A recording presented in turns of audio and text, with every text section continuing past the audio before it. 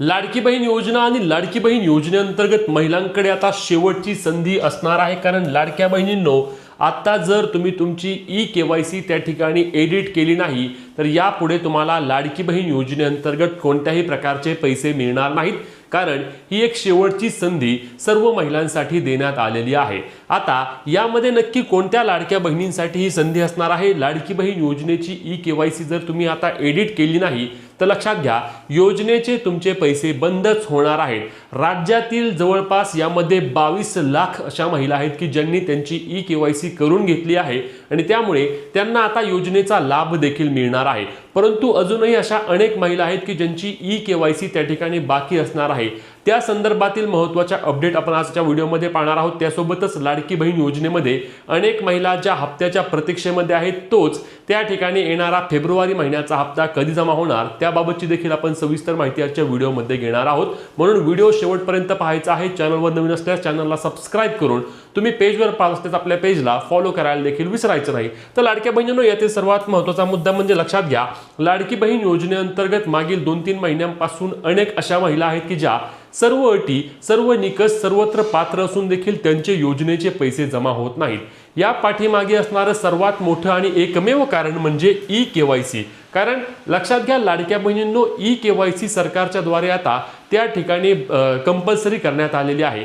ज्या महिला त्यांची लाडकी बहीण योजनेची ई-केवायसी करणार नाहीत, परिणामी त्या महिला योजनेच्या लाभापासून त्या ठिकाणी वंचितच राहणार आहेत। हे तुम्ही आधी स्पष्ट करून घ्या।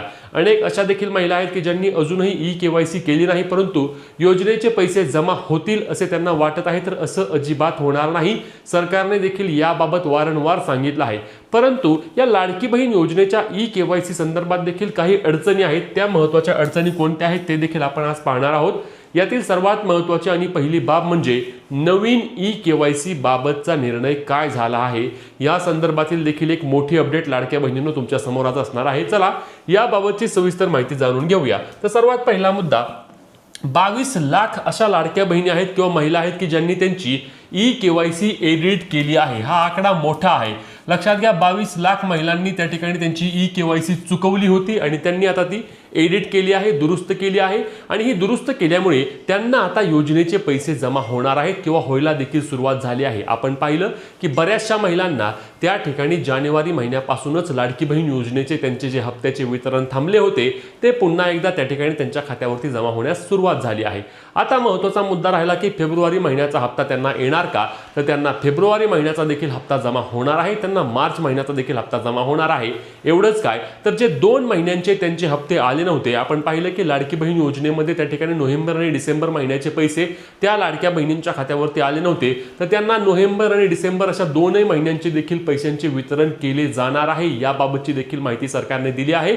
जेव्हा 31 मार्च रोजी, लक्षात घ्या 31 मार्च ही खूप महत्त्वाची तारीख आहे। ज्या लाडक्या बहिणींची ई-केवायसी एडिट किंवा दुरुस्त करायची अजूनही राहिली आहे, त्या लाडक्या बहिणींनी 31 मार्चच्या आधी त्यांची ई-केवायसी एडिट अथवा दुरुस्त करून घेतली नाही तर त्यांचे लाडकी बहीण योजनेचे जे पैसे थांबले आहेत त्याचे वितरण यापुढे कधीच होणार नाही। त्यांच्या खात्यावरती लाडकी बहीण योजनेचे पैसे परत कधीही जमा होणार नाहीत। आताची जी ई-केवायसी एडिट करण्याची संधी आहे ती शेवटचीच संधी आहे।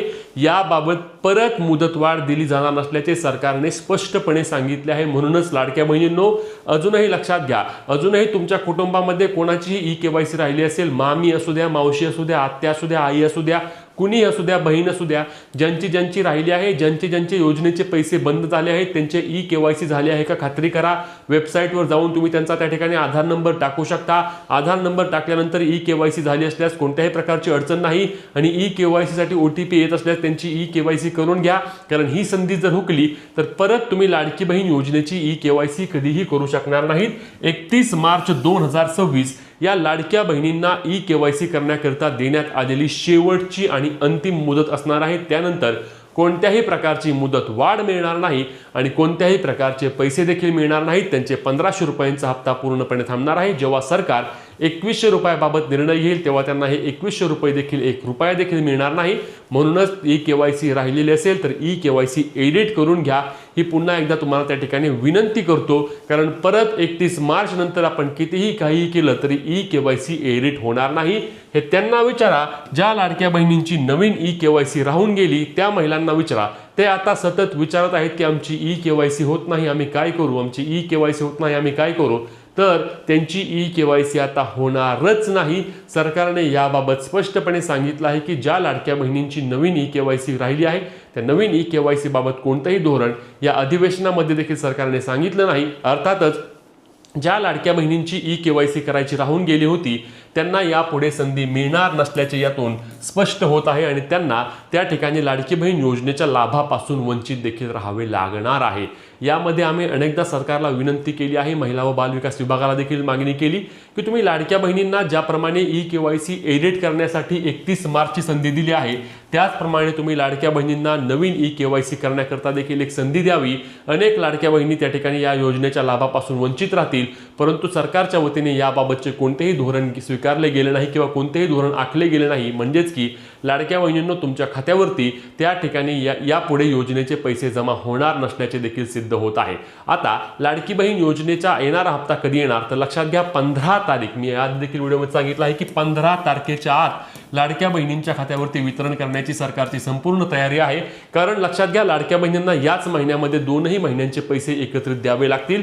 कारण मार्च टू मार्च, एका मार्च ते पुढच्या मार्च पर्यंत सरकारचे त्या ठिकाणी बजेट असते आणि त्या बजेटच्या आधी मागील वर्षाचे पैसे सरकारला देणे बंधनकारक असते आणि म्हणूनच सरकार मार्च महिन्याच्या हप्त्याचे वितरण देखील याच महिन्यात करणार आहे आणि फेब्रुवारी महिन्याचा हप्ता येत्या 2-3 दिवसांमध्ये लाडक्या बहिणींच्या खात्यावरती येणार आहे।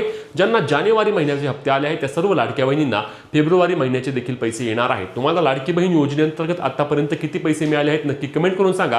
ही व्हिडिओ जास्तीत जास्त लाडक्या बहिणींपर्यंत शेअर करून अशाच कामाच्या माहितीसाठी, हक्काच्या अपडेटसाठी आपल्या पेजला फॉलो, चॅनलला सबस्क्राइब करायला विसरू नका। जय महाराष्ट्र।